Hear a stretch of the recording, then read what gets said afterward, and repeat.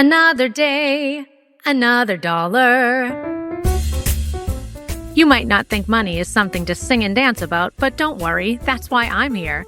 I'm Julie Beckham, the financial educator at Rockland Trust, and this is Behind the Curtain, Money Made Simple, the podcast that takes the mystery out of money and puts the spotlight on your financial life. If you've ever felt behind, confused, or just totally overwhelmed when it comes to your finances, you are not alone. In fact, you're part of a cast of thousands. So take your seat and silence your phones as we pull back the curtain on personal finance. Well, hello and welcome to Behind the Curtain, Money Made Simple. I am Julie Beckham, and I am so excited to have our guest on today, Greg Kata. Welcome, Greg. Hey. I'm so excited to have Greg here because this just feels like a conversation with an old friend because, spoiler alert, this is a conversation with an old friend.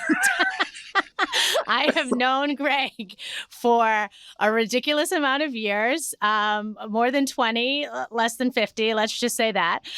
We went to college together, though I'm admittedly a little bit older. We toured more than a dozen cities together, teaching kids about theater all over the country.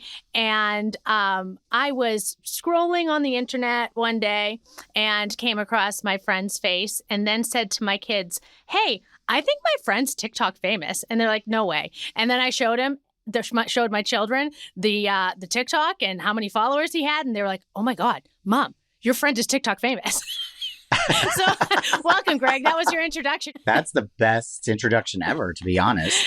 Yes, it is just so fun to see. I think, friends grow into who they are and then be on display being their best selves. And when your friend is literally an influencer and making normal day arbitrary things fun and finding joy in this crazy world, it's just a delight. So I want to find out how you do it, what this influencer world is like, and, is there money involved and is there not? We have so many questions. So first of all, Greg, tell me how this happened. I jokingly refer to myself as like the accidental influencer. It's pretty much how I would say most TikTok famous and influencers, especially nowadays, got started. It just was the pandemic. We had nothing to do.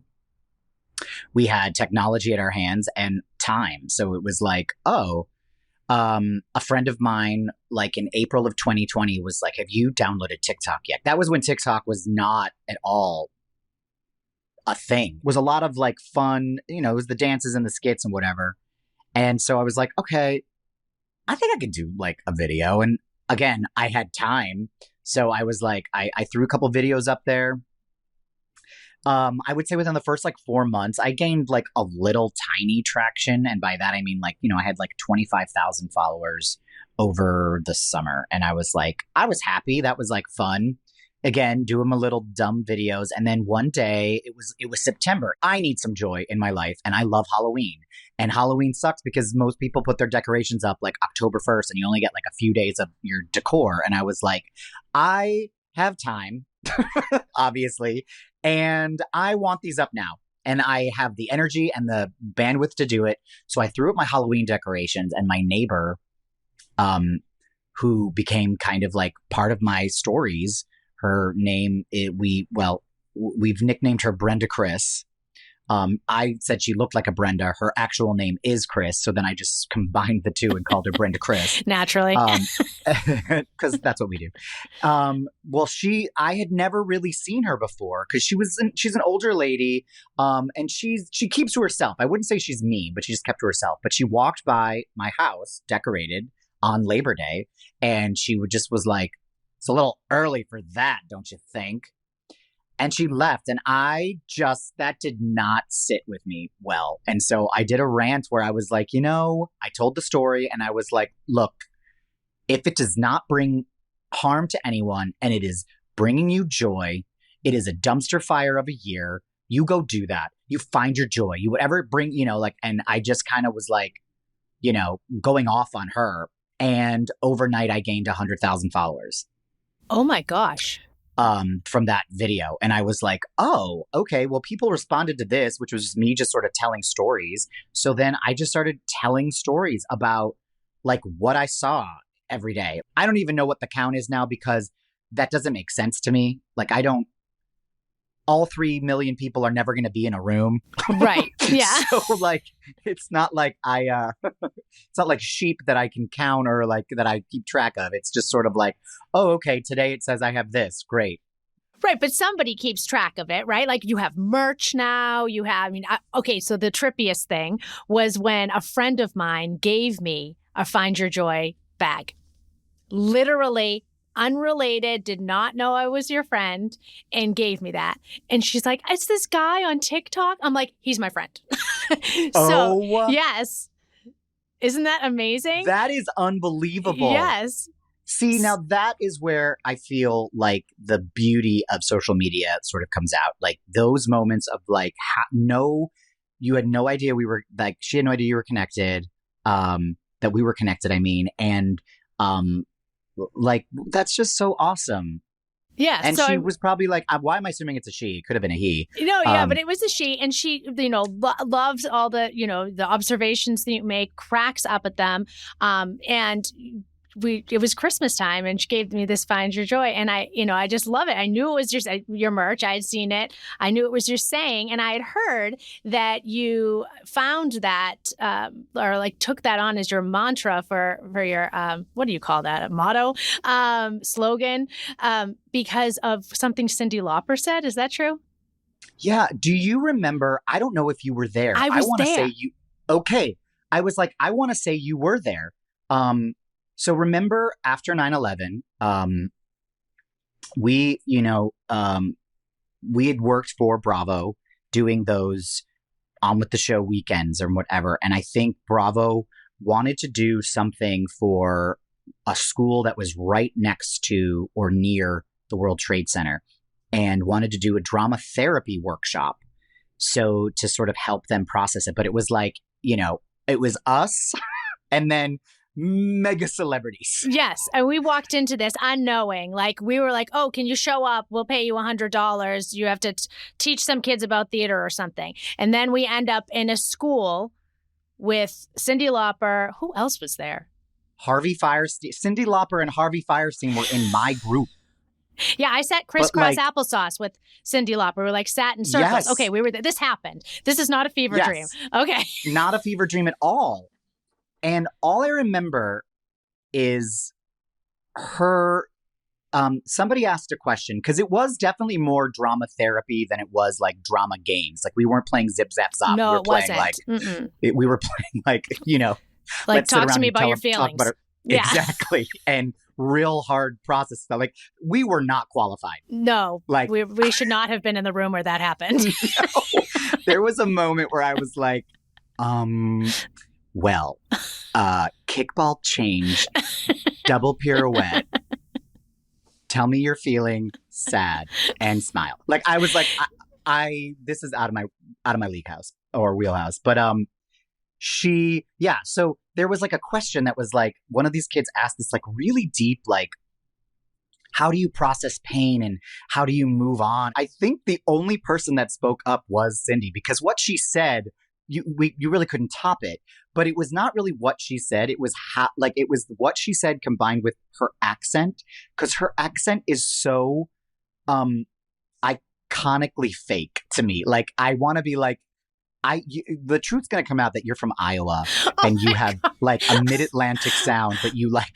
I bought into her accent. I totally bought into it. We all did, but I'm saying it's not. She's not. She's. I mean, I think it's authentic. I'm just saying, like, it sounds fake. That's how so strong it is. Yeah. And she just was like, you know what it is? You just gotta find your joy. You gotta find your joy. She kept saying it over and over again, but it was find your joy. And so I would say that to myself and to other people probably for the next like 15 years. I still do credit her because I'm like, it is, it's that was how that sort of phrase came into my life. But it really wasn't until Brenda Criss where I was like, this is because we didn't know if we were coming out of COVID. So I was like, we have to find it. We cannot wait for it to arrive. We have got to just go for it and look for it.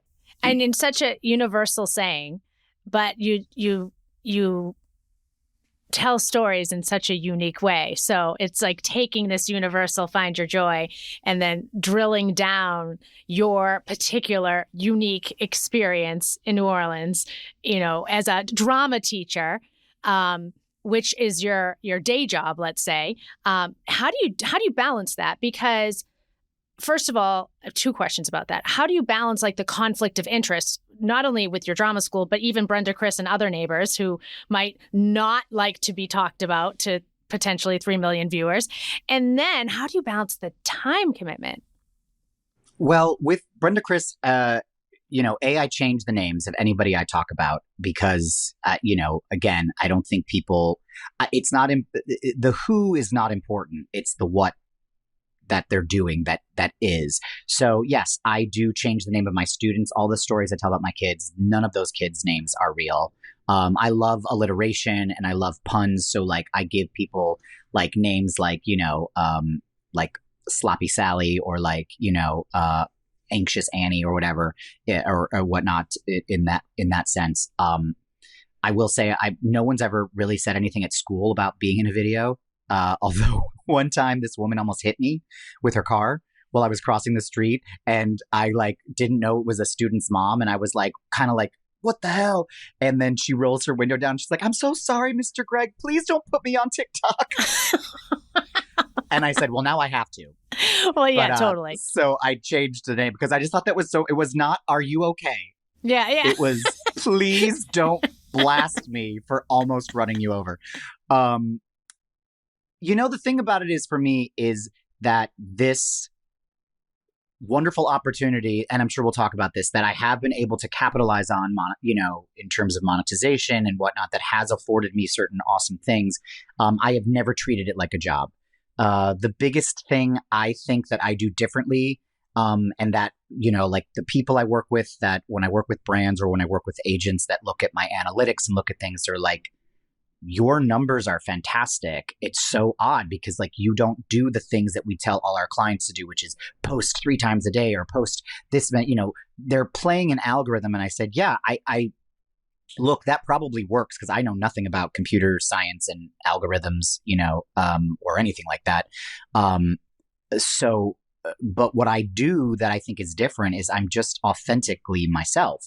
And if I don't have anything to say, I'm not going to say it. I think not treating this part of me like a job, and it's more of super fun. I know that, so many people, when I speak to high school students and we do these things called credit for life fairs where they get to imagine their financial life when they're 25 and they pick a career. And so they're going around being a doctor or a lawyer or plumber or whatever. And then they might have an opportunity to have a part-time job and they pick like social media specialist or like influencer and they just check it off to get extra income as if like it's going to be easy. But how many hours? I know you don't go by, a schedule that maybe has become kind of probably commonplace at this. There are a lot of professionals managing a lot of influencers. So they have like kind of a rubric of how many times to post and all that kind of stuff.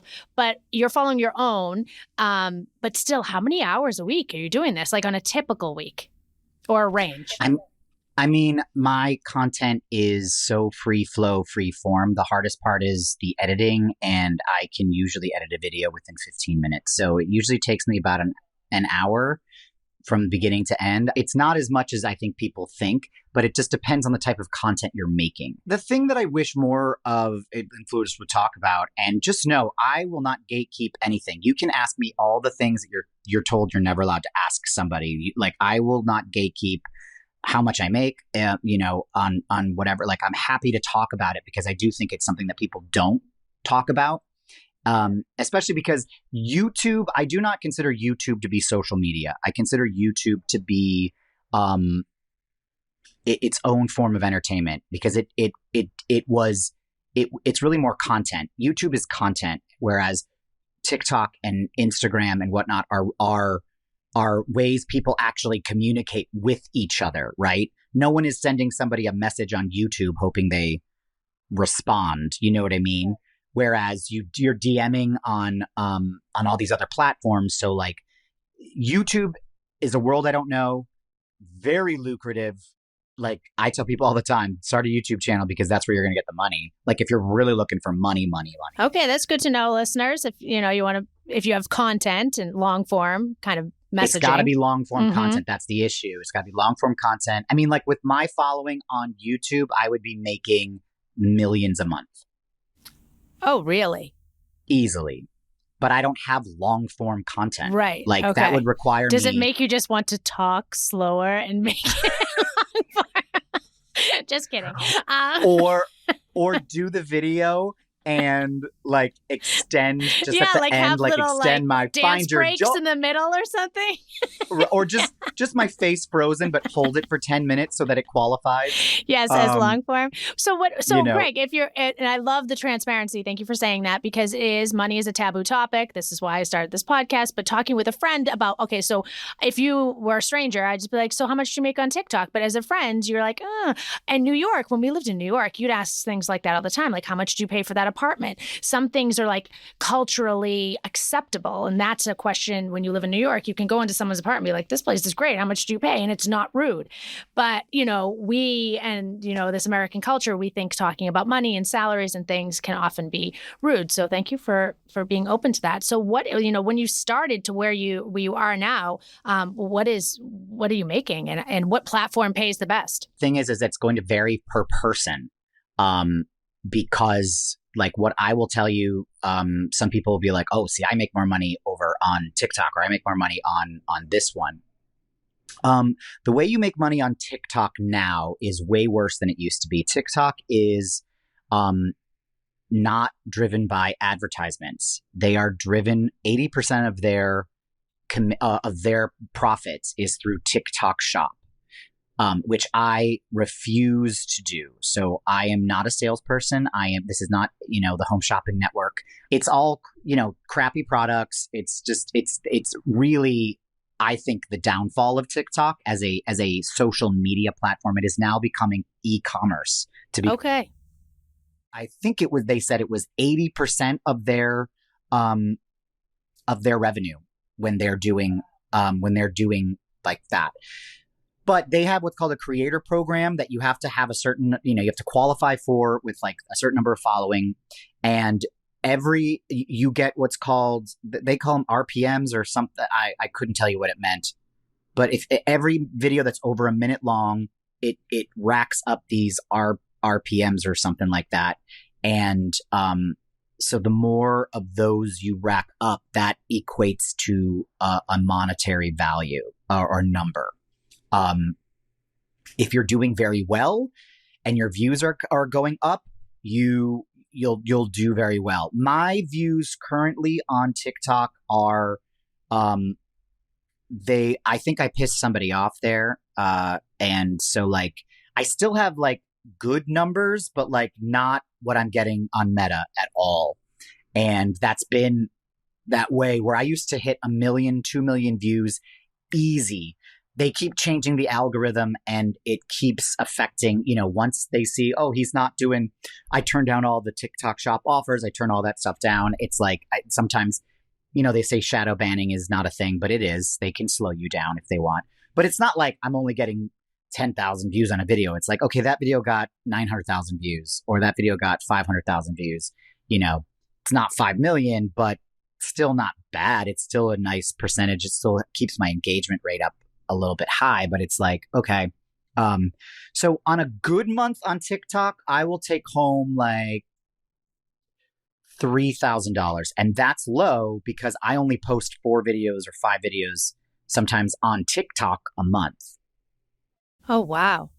When you started, Greg, like in the pandemic, like were you making anything on TikTok or did it take a year? It was not long after, but it was like $500, $600. Then it was like, it was more than that. But then I talked to people who are like, I post every day and I get like $10,000 and I have way less followers than you do. Why do you have, why aren't you doing that? And I'm like, it's because I don't, it's just, now you're getting rewarded for, what's the word?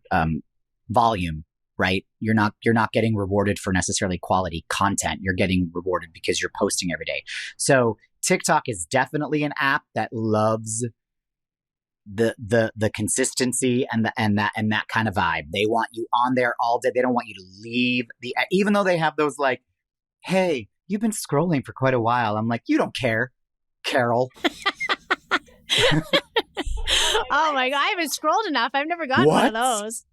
No, I've never gotten one of those. Okay. I was scrolling through your stuff the other day just to like the best preparation for a meeting was this one because I'm just like going through all your videos and laughing by myself on my couch. And, so that was great. But I guess I didn't do it long enough to get Carol to tell me stop scrolling, stand like your watch being like, stand up, lady. Literally. You're about to have a heart attack. Don't forget to breathe.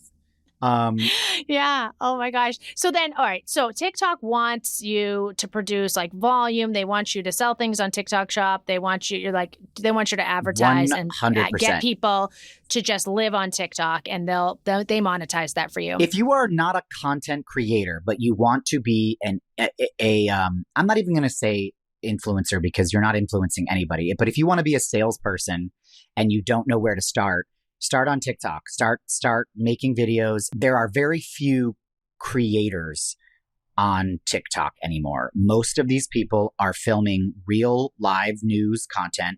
They are showing something that already happened. They are commenting on somebody else's stuff or being political. So it's like, you're not seeing those, at least I should see, but I think I would because I'm on there a lot.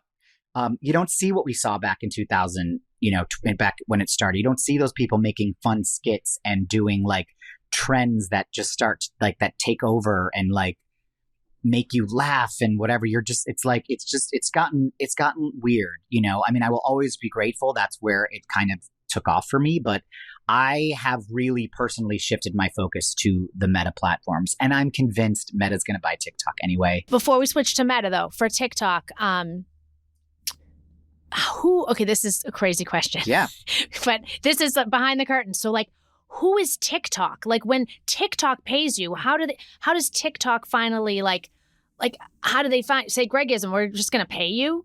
How does this work? So you've signed up for, you can't just start getting paid until you are part of that creator program. So you have to have a minimum of like 10,000 followers. I don't know what the requirements are now. I think they're actually too lax. I think they let too many people in. But it's like everyone. And the mistake I will say is thinking this is easy. It looks easy, and it's going to look easy by the people that do it well. And it's going to look easy by the people that are still doing it and enjoying it. You can tell, even the people I see on YouTube that are making like political content, they make it every day. You're like, you are looking like you hate this. Like, right. Because you can't fake. I mean, a lot with, your face is on a screen. There's not a lot you can fake. Right. And so, and then you get paid, you got to fill out all your tax forms and stuff like that. So they legally know who you are. And then you get paid, most of them, I think all of them except Meta. For some reason, TikTok hasn't figured out direct deposit. So I think we get paid through PayPal on TikTok. And so I get paid direct deposit though through Meta. Yes.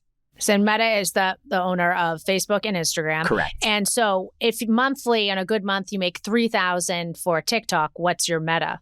10 plus. Wow. Okay. So that is, and it's so funny that I've heard that complete opposite, that people like to generate. Is it because TikTok has changed?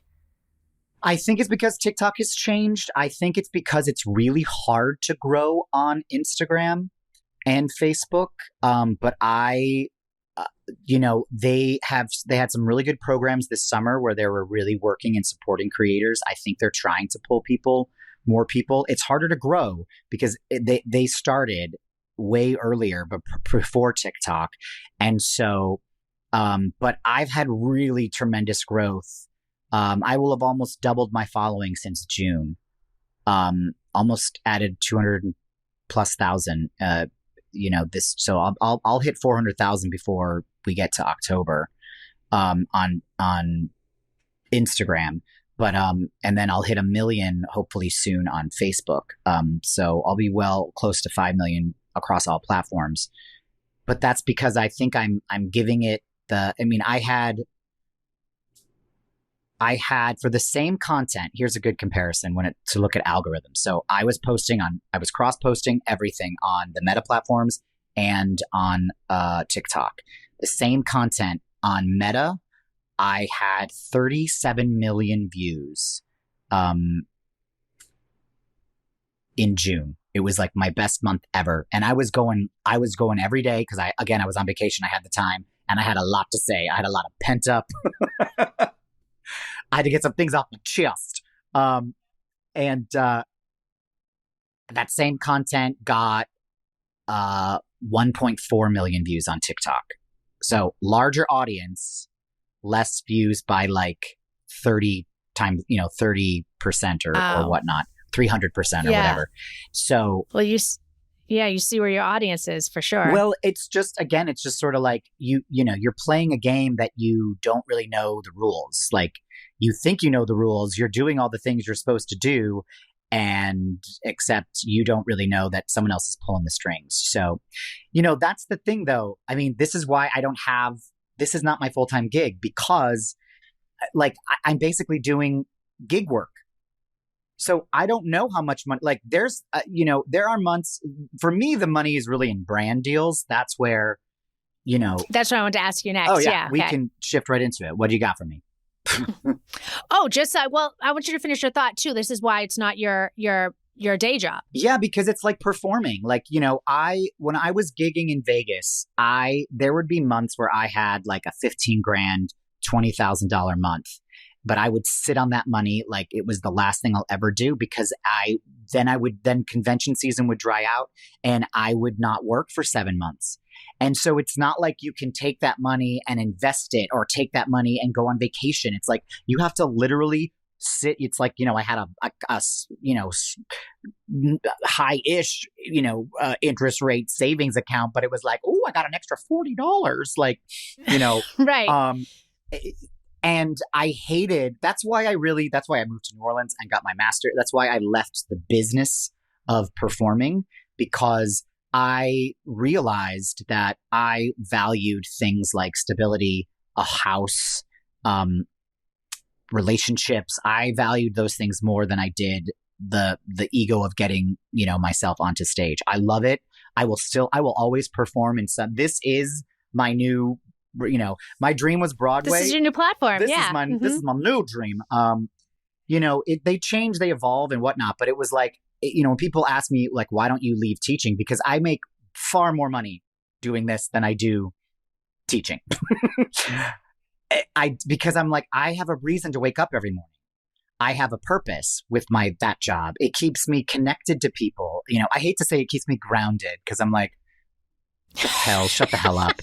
Like I'm not, but it keeps me connected. Like if I weren't, I would probably never leave this house. And then how am I going to have my content? Have the content. Yeah. My content is based on experiences with people. So how am I going to get that if I don't leave? It is so interesting because it's like it's meant to be, right? There's a part of you that wants to perform. There's a part of there's a huge part of your life, and this kind of like scratches that itch, though I don't really like that saying. And and then the fact that you're still able to use that passion and bring that to other to little kids and in their community and their school day, that is really, I mean, kids have a lot on their mind. They have a lot going on in their homes. Like to be able to bring them joy through your creativity is just amazing. So I can imagine that lots of brands, after seeing you on TikTok, are like, hey, I want you to talk about Arby's. I want you to talk about Sam's Club. Like, how does that work? And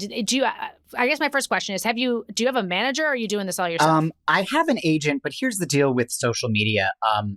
It's the Wild West. These brands are going to reach out to you directly. A lot of these companies will, so like when I started working with Sam's Club, that was my first big brand company that was like, wait, what? And then when they told me what they were going to pay me for and this was back then. Again, it's the Wild West, so this is not what it is. But you can charge whatever you want.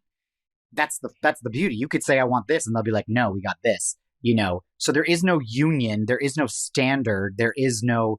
It's all based on what kind of influencer you're considered. I'm considered a mega influencer / celebrity.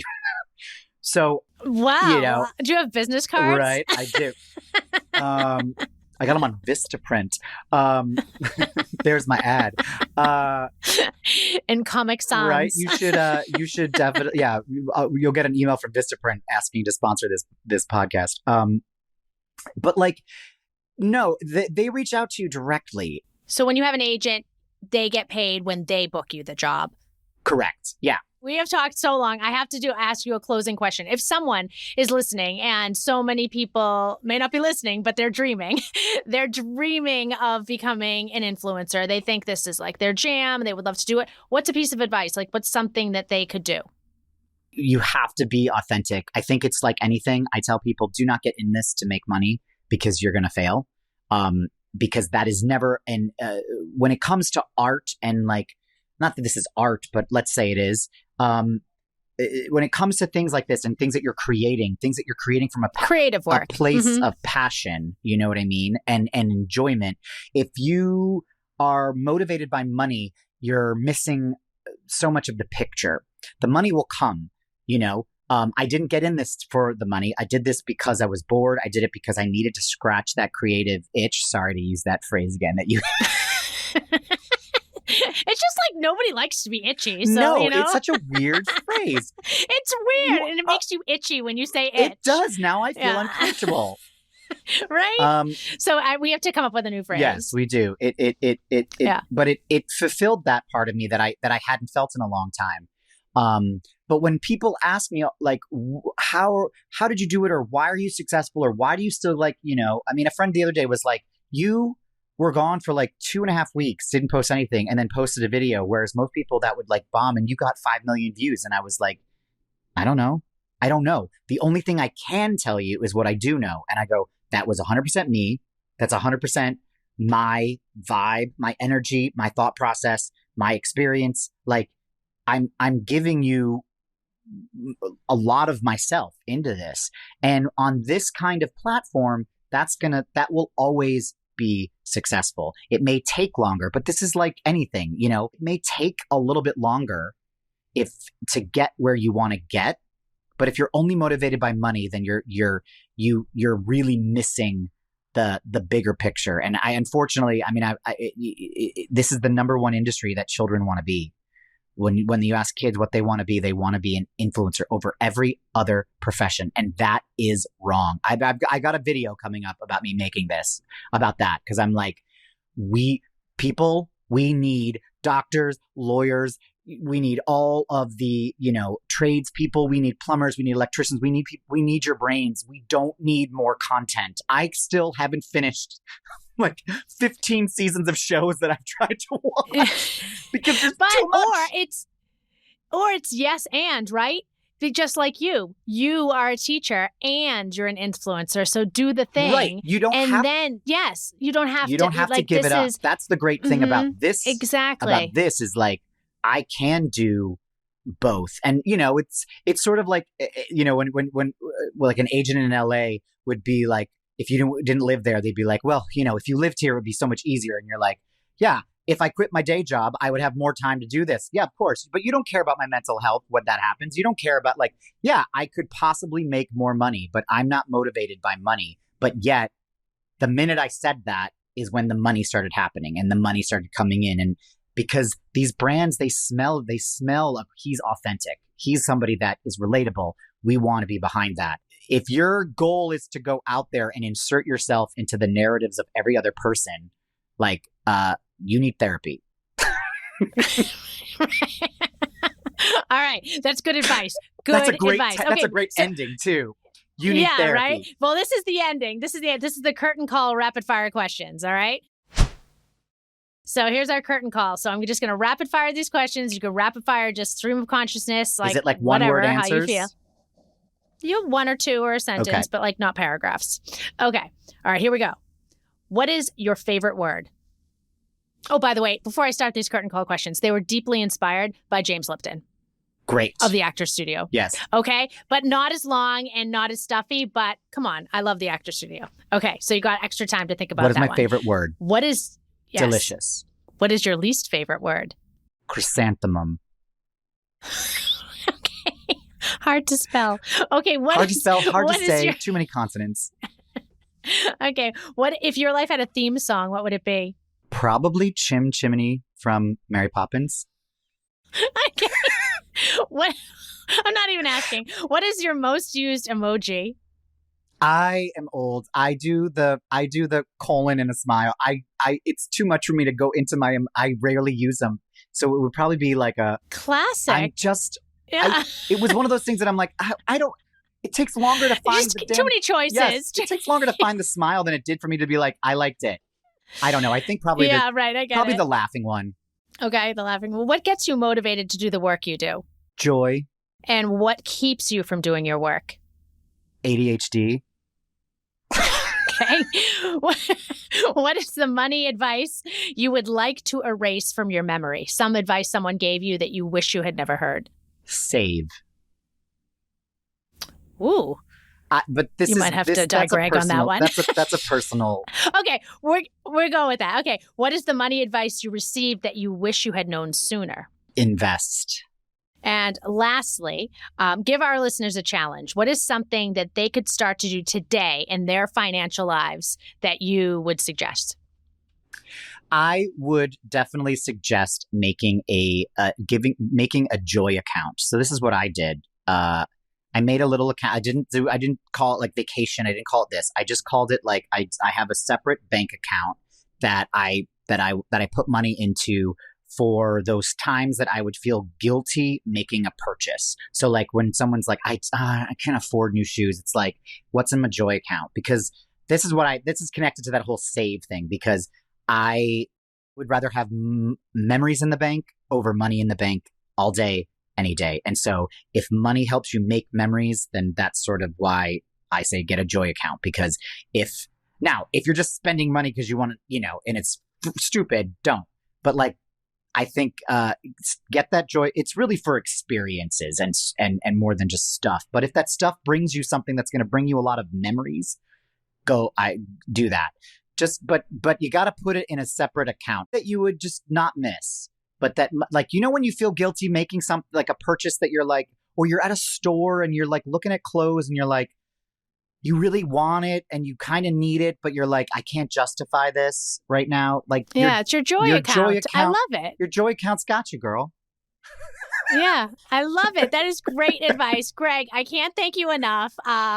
Your time is super valuable and you chose to come on Behind the Curtain Money Made Simple for your friend, your old friend. I would do this all day, every day with you. Listeners, I don't think you understand how much I adore this person. She is joy incarnate. She is, she's not a Pollyanna, but it's so authentic to you. Like, you could literally be an influencer for sure if that was something you wanted, because your energy, like, it's not fake. You're not telling people to smile. You're just, you have been born with this like radiating energy, and you make what people want to be around you. I have never laughed as much as I've laughed with Beckham and Deckham. So like, yeah, Greg gave me my nickname, Beckham and Deckham, which is also my fantasy football name when I'm forced to do fantasy football by my sons. So yeah, Beckham and Deckham doesn't really have a good reputation because I draft people based on things that really don't make them good football players. Pants colors. Exactly. I love their color. Their vibe is on. Yeah, so that is my fantasy football name. But Gregisms is Greg's handle on TikTok and Instagram, on Facebook. Follow him. You will be laughing all day, and you probably get one of those screens that'll tell you to get up and stretch and stop being on your phone. So thank you so much, Greg. Anytime, love.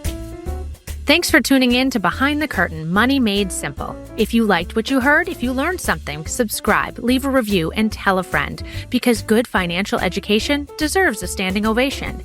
And remember, you don't have to know all the steps before you take the stage. You just need the courage to show up, ask questions, and maybe, just maybe, sing a little bit along the way. I'm Julie Beckham, and Behind the Curtain, Money Made Simple is brought to you by Rockland Trust, member FDIC, the bank where each relationship matters, because we want you to have a healthy relationship with money at any age.